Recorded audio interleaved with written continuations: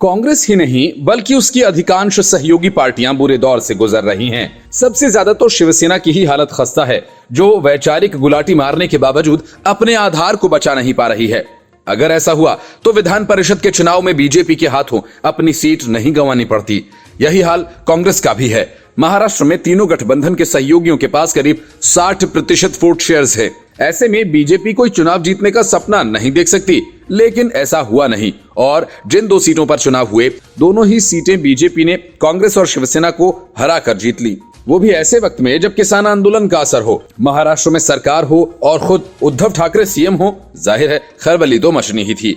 आनन फानन में सोनिया गांधी ने विपक्षी पार्टियों की बैठक बुलाई। कहा तो गया कि बैठक संसद की रणनीति के लिए बुलाई गई है, लेकिन चिंता एक तरफ बीजेपी की थी तो दूसरी तरफ ममता बनर्जी की, जिन्होंने यूपीए के अस्तित्व को ही नकार दिया।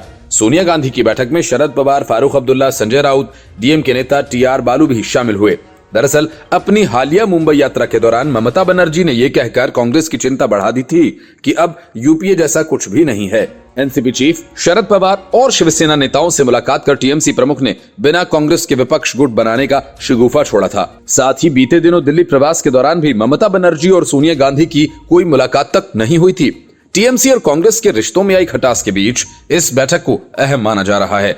कांग्रेस के पूर्व अध्यक्ष राहुल गांधी और राज्यसभा में नेता प्रतिपक्ष मल्लिकार्जुन खड़गे ने भी इस बैठक में अपनी मौजूदगी दर्ज कराई। बताया गया कि इस मुलाकात में संसद के मौजूदा शीतकालीन सत्र में विपक्ष की साझा रणनीति को लेकर चर्चा की गई।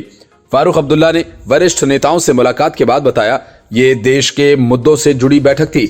हमने इस बारे में बात की कि हम कैसे मिलकर काम कर सकते हैं और आगे बढ़ सकते हैं और देश को इस मुश्किल हालात से कैसे निकाल सकते हैं।